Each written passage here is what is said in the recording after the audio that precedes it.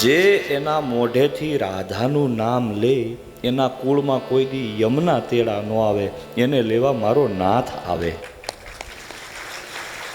રાધે રાધે, જય જય શ્રી રાધે.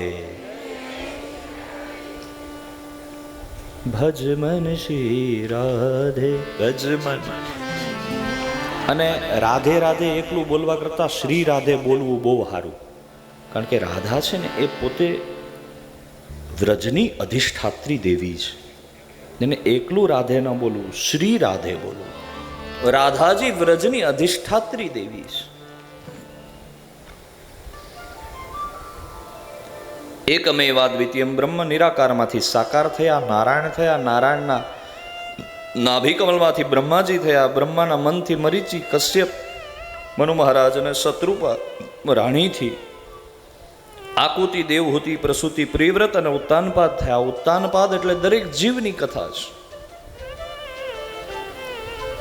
સંસારમાં આવ્યા પછી અટવાયો છે જીવ, પણ એ જીવને મુક્તિ મેળવવા માટે કોઈ સાધન બચ્યું નહીં. ત્યારે ભગવાન શ્રી હરિને ચિંતા થઈ અને વેદવ્યાસનો અવતાર લઈ ભગવાન વેદવ્યાસજી મહારાજે અનેક પુરાણો બનાવ્યા, અનેક શાસ્ત્રો બનાવ્યા, પણ તોય એના મનને સંતોષ, ટાઢક ન થઈ.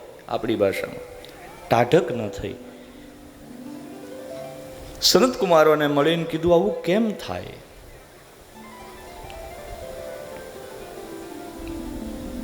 સંતોને પૂછ્યું, કોઈ જવાબ ન મળ્યો. અંતે વેદવ્યાસજી મહારાજ બદ્રીનાથથી આગળ માના ગામ છે 3 કિલોમીટર, ત્યાં વેદવ્યાસજીની ગુફા છે ને ત્યાં બેઠા હતા. નારાયણ નારાયણ નારાયણ કરતા દેવર્ષિ નારદ ત્યાં આવ્યા. આવી અને કહ્યું કે હે વેદવ્યાસ, ભગવાન નારાયણના નિષ્કામ ભક્તિનું વર્ણન અને ભગવાન કૃષ્ણ જેમાં નાયક હોય, જેનો હીરો હોય એવું કંઈક લખો, તેદી ટાઢક થાય.